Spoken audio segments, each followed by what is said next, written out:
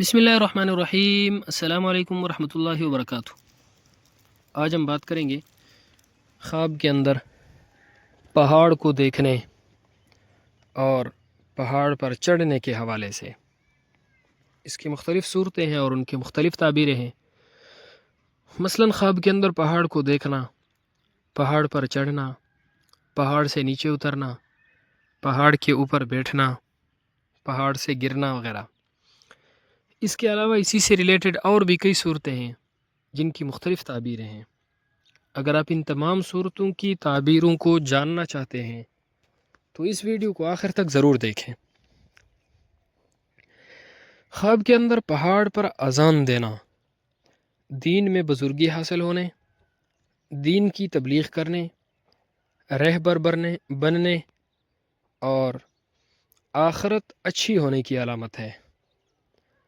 خواب کے اندر پہاڑ پر بیٹھنا، اس کی تعبیر یہ ہے: خواب دیکھنے والا شخص جس چیز کی تلاش میں ہے اس چیز کو حاصل کر لے گا، اور خواب دیکھنے والے شخص کی دلی مراد انشاءاللہ ضرور پوری ہوگی۔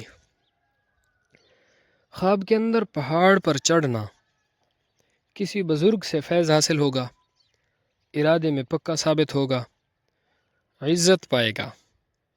اور اگر خواب کے اندر مشکل سے پہاڑ پر چڑھا ہے تو غم اور دکھ کی علامت ہے۔ خواب کے اندر پہاڑ سے گرنا دھوکہ اور فریب کی علامت ہے۔ خواب کے اندر پہاڑ سے نیچے اترنا حاکم وقت سے عزت پانے کی علامت ہے۔ خواب کے اندر پہاڑ کو کانپتے ہوئے دیکھنا،